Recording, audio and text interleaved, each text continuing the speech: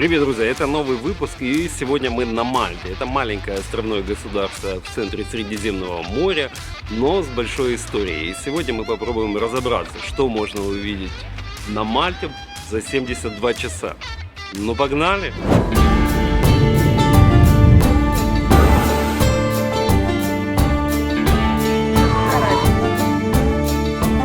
Ну что, друзья, по традиции для начала уделим немного внимания общей информации о Мальте и интересным фактам о ней. Итак, Мальта – это небольшое островное государство в Средиземном море, но пусть ее размер не вводит вас в заблуждение. За время своей истории, которая местами была весьма непростой, Мальта сумела дойти до наших дней очень успешным государством. И есть чем удивить даже самых бывалых путешественников. И вот чем. Для начала Мальта – это одно из древнейших мест, где проживали люди. Свидетельством этого являются найденные на Мальте мегалитические храмовые комплексы, которые старше египетских пирамид и Стоунхенджа. Их возраст насчитывает более 5000 лет. Если вы вдруг не знали, то мегалитический храм – это сооружение, построенное из больших камней, мегалитов, без использования раствора или цемента. Такие храмы относятся к доисторическому периоду и считаются одними из самых ранних религиозных построек, созданных человеком. Благодаря своему расположению Мальта была на пересечении интересов разных стран, и за нее то и дело они боролись. И поэтому Мальта за свою историю была под управлением финикийцев, римлян, греков, арабов, французов, британцев и прочих. Большинство из них, конечно, оказали сильное влияние на культуру острова. Наиболее значимое наследие у Мальты осталось от правления рыцарей Мальтийского ордена, а также от правления французов, англичан и арабов. Особенно хорошо все это сохранилось в мальтийской столице Валетте и ее окрестностях, а также в городе Мдина. Оказавшись там, вы словно перемещаетесь в средневековье. Еще один примечательный факт: Мальта – это единственная страна в мире без рек и озер, и по этой причине государство сильно зависит от опреснения морской воды и подземных источников. Помимо этого, Мальта – это еще и популярный пляжный курорт со множеством отелей и разнообразных пляжей. Хотя хороших пляжей здесь не так и много. К тому же на Мальте очень развита сфера услуг и развлечений. Здесь вы найдете довольно немало хороших ресторанов, баров и клубов.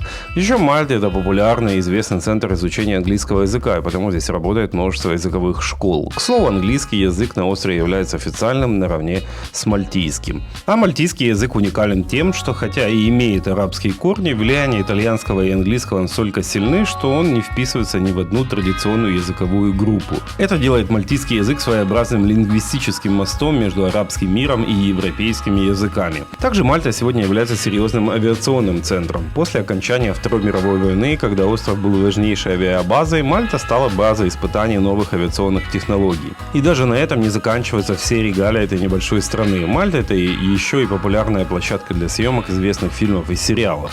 В частности, здесь снимали сцены из таких фильмов, как «Гладиатор», «Троя», «Мюнхен» и многие эпизоды сериала «Игра престолов». Ну и, наконец, Мальта – это особая экономическая зона, которая привлекает многие компании открывать здесь свои представительства из-за сравнительно либерального налогообложения. Вот вам и Мальта, друзья. Теперь давайте поговорим немного о практических аспектах путешествия на Мальту. На Мальте весьма комфортный климат практически круглый год, и потому посещать ее можно почти в любое время. Все зависит от цели поездки. Если это пляжный отдых, то тогда, конечно, лучше летом. Но это высокий сезон, и все присущие минусы для такого периода на Мальте не исключение. Если цель посмотреть остров, то лучше всего это сделать весной или осенью. Людей меньше, цены ниже и не так жарко. Можно, конечно, приехать и зимой, но может быть относительно прохладно и дождливо. С тем, когда приезжать, я думаю, разобрались. И теперь давайте перейдем к вопросу, где лучше остановиться на Мальте. Собственно, на острове довольно много мест, где можно остановиться. Я не буду говорить о всех, а лишь о тех, которые, на мой взгляд, лучшие. Опять же, выбор места зависит от цели поездки. Места для пляжного отдыха я в этой поездке особо не исследовал, и потому это не будет уверенным ответом. Но из того, что успел, то лучший пляж, как мне показалось, находится в бухте Мелиха. Но там в округе довольно скучно, и оттуда далековато до самых интересных мест острова. Если же ваша цель посмотреть остров и немного заглянуть на пляж, наша цель была именно такой, то тогда я бы советовал выбирать между Валеттой, с Лимой и Сент-Джулиансом. Остановившись в Валлете, вы будете в эпицентре исторического наследия Мальты, но выбор хороших отелей там небольшой, и вас, скорее всего, будет ожидать трудностей с парковкой, если вы на машине. К тому же по вечерам в отдельных кварталах довольно людно и шумно, но с другой стороны там находится много хороших ресторанов. Выбрав Сент-Джулианс, вы также будете неподалеку от центральной части острова, но это место в основном выбирает молодежь для бурной ночной жизни. Здесь большое сосредоточение баров и ночных клубов. Из плюсов есть пляж с комфортным, не каменистым входом в воду.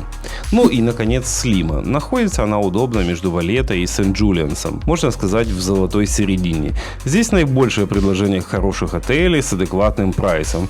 Еще из плюсов красивая бухта с набережной, где приятно прогуляться. В общем, на мой взгляд, это лучшее место для базы на Мальте. Мы, собственно, там и остановились. Выбор наш пал на современный и относительно новый отель Верди, и по традиции уделю ему немного внимания, на случай, если вы также в него соберетесь. Расположен он на набережной, которая является главным достоянием Слимы. Здесь и бурлит вся жизнь этого района, что удобно, но несколько шумновато, если что. Сам отель выполнен в современном стиле, довольно новый, с хорошим сервисом. Есть ресторан, где подавали довольно разнообразные завтраки, которые входили в стоимость номера, которая, к слову, составила всего 120 евро за ночь. Для справки, это был ноябрь. Любители рум-туров. Мальта, отель Верди. Погнали смотреть. Такой вот у нас 803 номер на 8 этаже. В стиле black and white. Все стандартно. Красиво. Ну, главное, как всегда, в любом номере это вид. И здесь он не подвел. Добро пожаловать на Мальту. Валлето. Все, что любезнице надо. И в заключение об отеле могу лишь настоятельно рекомендовать брать номер с видом на бухту. Оно того стоит. Час 3.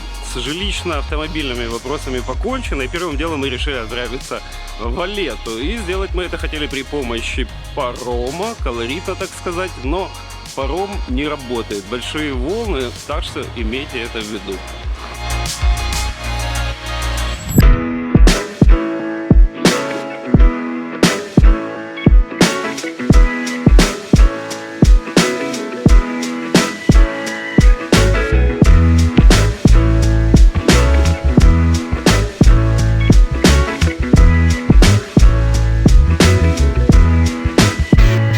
Итак, Валлета – это столица Мальты, которая была основана рыцарями Мальтийского ордена в 1566 году и считается одним из самых компактных и значимых городов Европы. Валлета имеет богатое культурное и архитектурное наследие. Гуляя по ней, вы то и дело что-то рассматриваете, ведь здесь ожидаемо находятся главные атрибуты столицы, а именно кафедральный собор Святого Иоанна, а также несколько чуть менее значимых соборов. Еще можно посетить Великий Магистратский дворец, который был резиденцией великих магистров Мальтийского ордена, а сегодня служит резиденцией президента Мальты. В дополнение к этому в Валлете расположено несколько музеев, а также театр. Но если взглянуть на нее сверху, то несложно увидеть, что по сути город из себя представляет один большой форт, что, конечно же, связано с непростой историей завоевания Мальты. Ну и, конечно же, здесь вы найдете массу ресторанов и кафе, многие из которых весьма неплохие. Собственно, посетить в одном из них после культурного мациона и есть частью обязательной программы в Валлете. Одним из самых главных мест Валлеты являются верхние сады Бараки или Бараки, я не знаю как точно, но отсюда открываются прекрасные виды на 3 города и в целом на остальную Мальту. Садом назвать это, конечно, сложно, скорее это сквер, но учитывая, что Валлета практически лишена растительности, то название вполне оправдано. Помимо самого оазиса, с террасы открываются красивые виды на бухту. В целом место это довольно интересное, и я точно рекомендую вам туда заглянуть.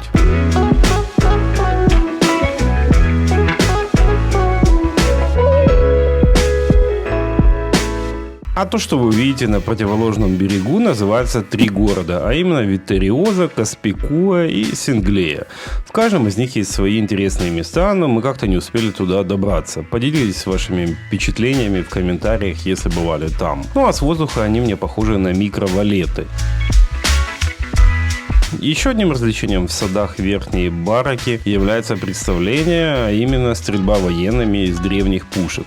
Так сказать, давняя традиция, которая сегодня развлекает туристов. Очень бы хотелось, чтобы все огнестрельное оружие мира использовалось только в таких целях. Залпы эти происходят дважды в день по расписанию, а во время ожидания можно еще понаблюдать за проходящими мимо судами, ведь рядом расположен порт. Несмотря на схожесть Валетты с другими древними городами Европы, у нее есть своя отличительная особенность. Назову ее балконным культом. Только полюбуйтесь, насколько они красивые и разнообразны. Считается, что идея закрытых балконов пришла на Мальту с арабами, которые в первую очередь преследовали цель обеспечения уединения от прохожих, а во вторую очередь защищались от солнца. Но с приходом рыцарей Мальтийского ордена балконы начали превращаться в архитектурный элемент, подчеркивающий статус и богатство владельца дома. Ну а на сегодня мальтийские балконы являются культурным символом и гордостью острова. В общем, как видите, Валетта довольно интересный город и безоговорочно является обязательным к посещению местом на Мальте.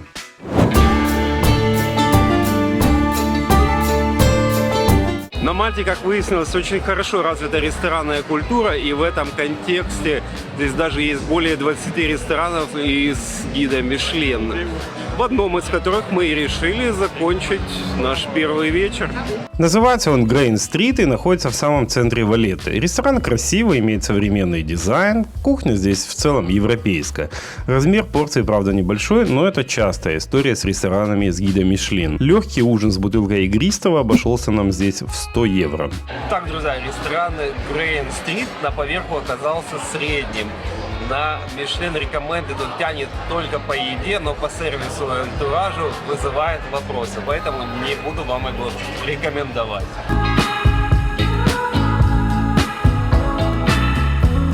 Так, друзья, а теперь небольшое объявление. Как вы уже заметили, путешествия для меня основное увлечение и хобби. И за 20 лет активных путешествий я довольно хорошо разобрался в нюансах и аспектах этого процесса. И пришло время придать этой страсти новый формат и смысл. И поэтому в ближайшей перспективе мы с моей подругой, у которой многолетний опыт в сфере туризма, будем запускать наш проект по авторским путешествиям. Работать мы будем в премиальном сегменте с пристальным вниманием к мельчайшим деталям и высоким уровнем комфорта для гостей наших туров. Первый тур ориентировочно состоится в январе 2025 года, и вероятнее всего он будет в мою любимую Южную Африку. Поделитесь, пожалуйста, в комментариях, как вам такие новости, интересно ли было бы вам присоединиться к одному из таких туров. Ну, а чтобы не пропустить старт нашего проекта, подписывайтесь на мой инстаграм, все детали будут там. Ну а теперь назад на Мальту. Итак, 25-й час нашего пребывания на Мальте, день 2, доброе утро, погода хорошая. Отправляемся на восточную часть острова, в городок Марса-Шлок.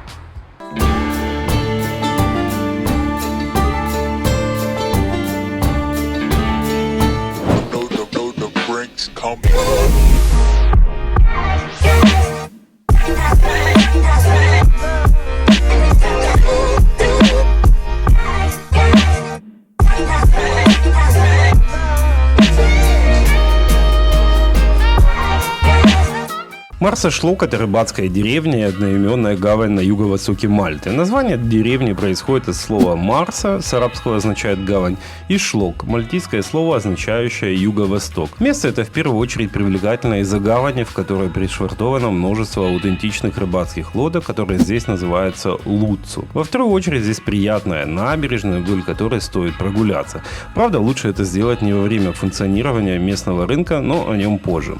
Ну и, наконец, это рыбные рестораны, расположенные вдоль той самой набережной и предлагающие свежий улов от здешних рыбаков. Самый популярный из них называется Тартарун. Мы, правда, не проверили его, но если были там, поделитесь своим опытом в комментариях.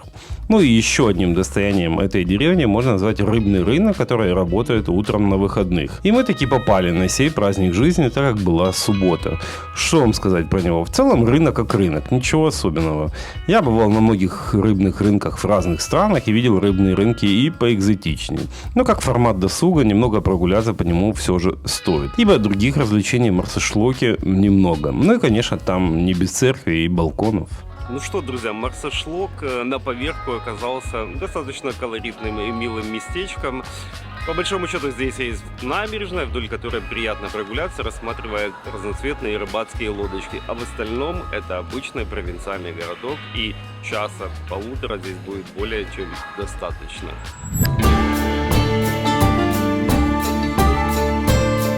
Итак, друзья, пока мы едем, традиционная рубрика «Дороги и движения по ним». И вот что нужно знать о них на Мальте. Первое, движение здесь левостороннее. Второе, дороги здесь преимущественно хорошего качества. Третье, трафик умеренный, ездить комфортно. И четвертое, максимально разрешенная скорость на острове это 60 км в час. На этом у меня все. Тем временем мы с вами добрались до следующего достояния Мальты. И называется это место Блю Гротто. Изначально можно подумать, что речь идет об одном гроте, но на самом деле это серия морских пещер, которая славится своей красотой и уникальным цветом воды. Находится это место всего в 20 минутах езды от Марсошлока в деревне Зури. Так как это одна из главных природных достопримечательностей Мальты, то эта деревня превратилась в небольшой туристический центр с несколькими кафе и ресторанами, где можно пообедать. Начать его осмотр лучше сверху, со специальной смотровой площадки. Оттуда открываются прекрасные виды в целом, а также на главную арку, высота которой составляет аж целые 30 метров. 27 час на Мальте, мы добрались на северную часть острова, и здесь есть известная достопримечательность, называется Голубой грот. Можно посмотреть сверху, что мы сделали до этого. И сейчас здесь есть такие лодочные экскурсии по 10 евро со взрослого. Сейчас мы и прокатимся вместе с вами. Приезжать сюда лучше утром, когда свет проникает в пещеры под правильным углом, усиливая яркость воды. Только в хорошую солнечную погоду, в противном случае теряется весь смысл. Как вам лодочная прогулка? Прикольно. Ты видишь, дело все-таки в песке, лодочник говорит. Белый песок, и сразу такая голубая вода. Да, вода здесь прям очень и очень красивая. Если бы не конец ноября, то стоило бы там и искупаться. Кстати, Блю Гротто служил местом съемок для различных фильмов и рекламных роликов, благодаря своей впечатляющей природной красоте. В общем, точно рекомендую заглянуть сюда на часок-другой. Насладившись чудесами природными, мы двинулись далее изучать чудо рукотворное, а именно средневековый город Мдина.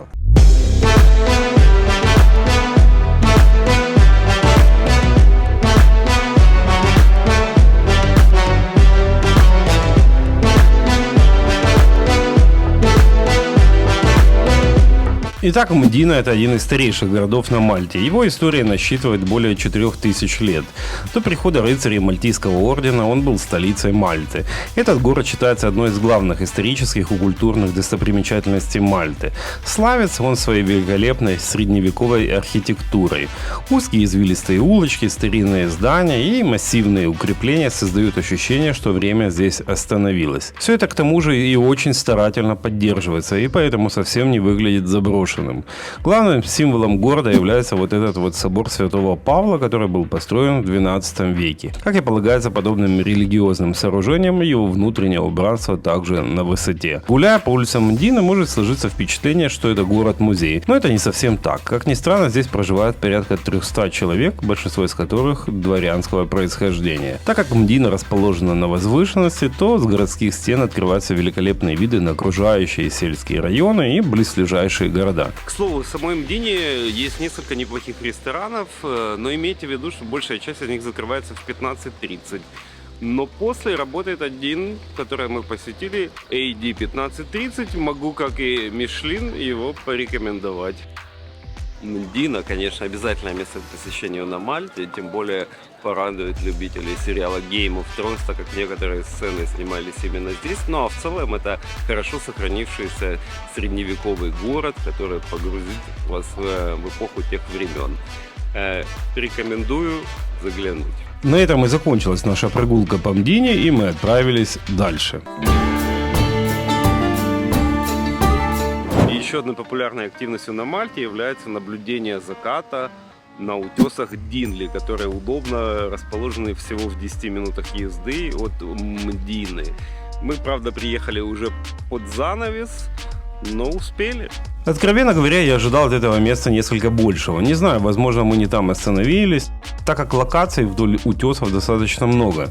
Не уверен, что другая точка позволила бы увидеть что-то больше. Ведь вся красота здешних мест заключается в видах, которые открываются только с дрона. Или, может быть, еще проплывая рядом на судне. Мне даже больше понравился вот этот вот авиационный радар, который выглядел несколько постапокалиптично посреди этих ландшафтов. В общем, место противоречивое, на мой взгляд, хотя для ценителей закатов, возможно, будет в самый раз. Ну а мы отправились далее разведывать следующий ресторан из гида Мишлен. Во второй наш вечер на Мальте мы решили поужинать в городке Сент-Джулианс, о котором поговорим позже, а именно в ресторане Zest. Он азиатской направленности и, конечно, тоже входит в список Michelin Recommended, но я не уверен, что я могу его рекомендовать как Michelin. Кухня более-менее, сервис прекрасный, но как-то без огонька, как ожидается от ресторанов Мишлен. Видимо, виной тому его отельное происхождение. Но вид на бухту Спинола с его летней террасы открывается прекрасный. Так что хотя бы за этим сюда можно заглянуть. Мальтийские будни, день 3. Доброе утро. Сегодня отправляемся на остров Гоза. Если вы думали, что на Мальте всего один остров, то нет, их 3. И Гоза это второй по размеру. Поехали посмотрим. Но прежде чем мы с вами там окажемся, мы решили по дороге заглянуть еще в пару интересных мест. И первая из них это живописная бухта Спинола, что расположена в городке Сент-Джулианс. Место это известно в первую очередь благодаря своим ресторанам и бурной ночной жизни, но и днем здесь есть чем заняться. Здесь красивые есть бухты, набережные, вдоль которых приятно прогуляться и получить морской островной вайб.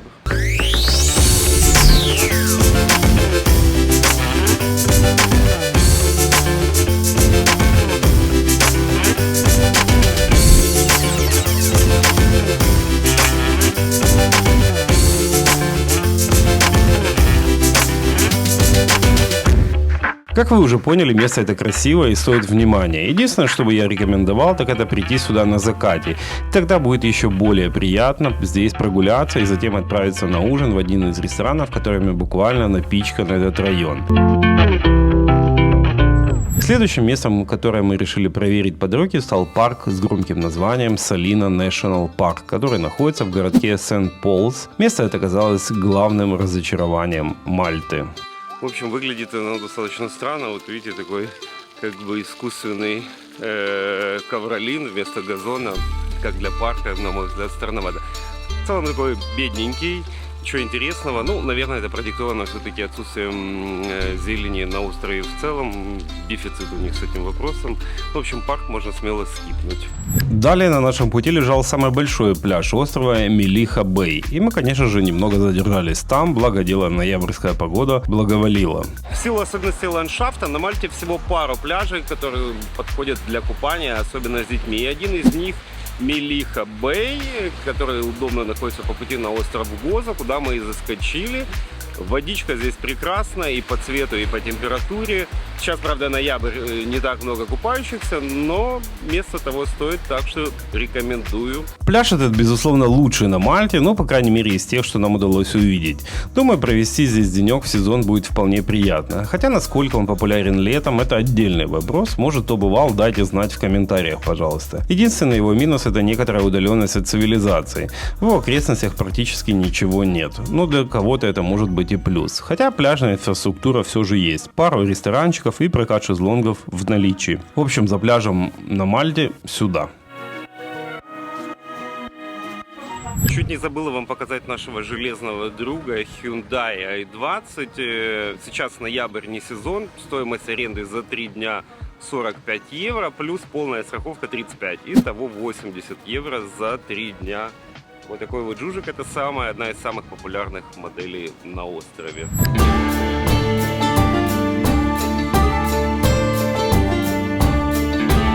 Для того, чтобы попасть с Мальты на остров Гоза, необходимо воспользоваться паромом. Оплата производится, как ни странно, на пути обратно. То есть туда вы плывете бесплатно. Можно остаться на Гоза и никуда не плыть обратно. И тут хотел бы уделить немного внимания вопросу паромного сообщения на Мальте. Во-первых, стоит сказать, что курсирующие на Гоза паромы весьма пристойного уровня, не лакшери, но для 30-минутной поездки очень даже вполне. Ими можно воспользоваться как с автомобилем, так и без. Курсируют они раз в 30 минут, а в летний сезон и того чаще.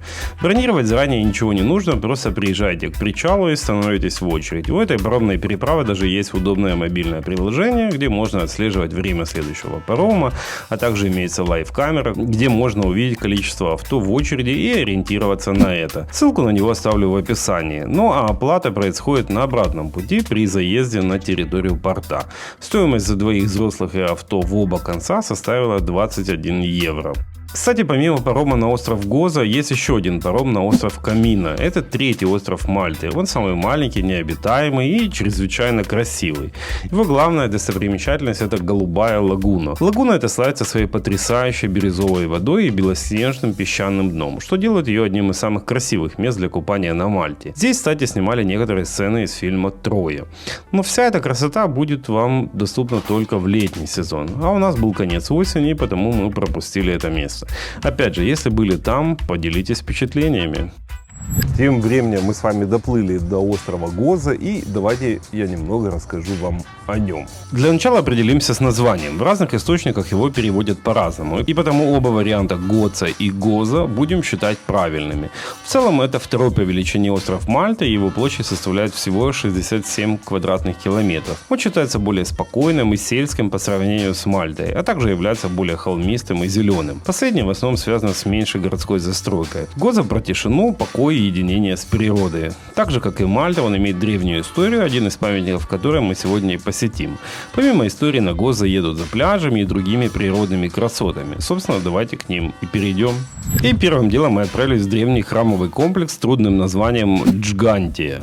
Это место уникальный археологический памятник, построенный в эпоху неолита около 3600 года до нашей эры. Он считается старше египетских пирамид и Стоунхенджа на минуточку. Название Джгантия происходит от мальтийского слова «джгант», что в переводе означает «гигант». Согласно местным легендам, храмы построили гиганты, так как обычным людям было бы не под силу перемещать такие массивные каменные блоки без современной техники. Сам же комплекс состоит из двух частей. Первая – это музей, где расположена экспозиция с найденными артефактами, а вторая – это, собственно, и есть останки храмового комплекса. На Мальте в силу ее древней истории сохранилось большое количество археологических находок, одним из которых является храмовый комплекс Джгантия на острове Гоза, где мы сейчас и находимся, который, кстати, включен в список всемирного наследия ЮНЕСКО. Если вы любитель подобных мест, то вам здесь точно понравится. Можно сказать, что это некий Стоунхендж на Мальте. В целом стоит сказать, что сам комплекс очень достойный и все организовано на уровне. Рекомендовать не могу, так как я небольшой ценитель археологических сайтов, но если вам эта тема близка, то тогда обязательно. Организационный момент. Стоимость посещения 10 евро с человека, по времени где-то минут 30-40. На эту активность стоит заложить. Далее мы отправились в главный город острова, Виктория. Там уже чувствовалось, что кипит жизнь в сравнении с безлюдными улицами до этого. А приехали мы туда ради еще одной исторической достопримечательности – Гоза.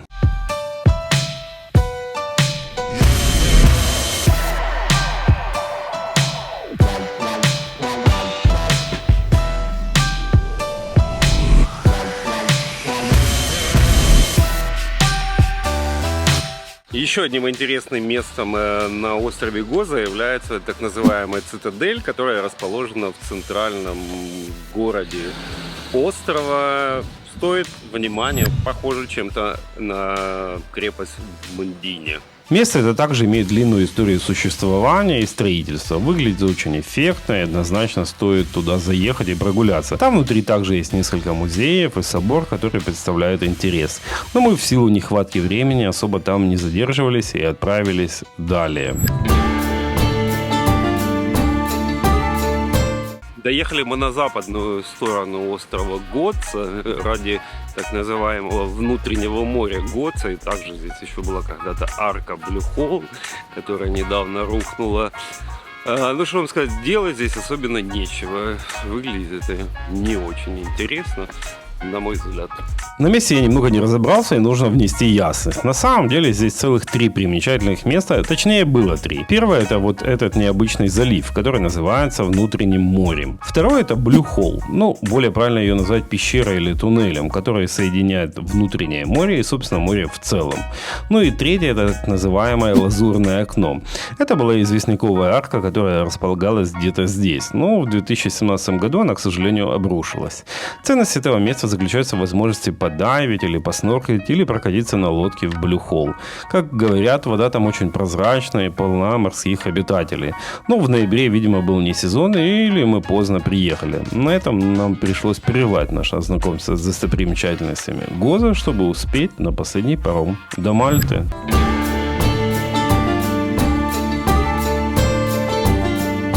Ну а на финальный ужин у нас был запланирован еще один ресторан из гида Мишлен. Завершить наше знакомство с Мальтой мы решили также в городке Сент-Джулианс в ресторане Caviar and Bull. Такой вот фэнси интерьер. Была интересная подача блюд, но все равно как-то без огонька, как и в остальных ресторанах из гида Мишлен Recommended на Мальте, что как-то несколько обескураживает, но как есть. Но вот и пришло время сказать пару теплых слов о Мальте.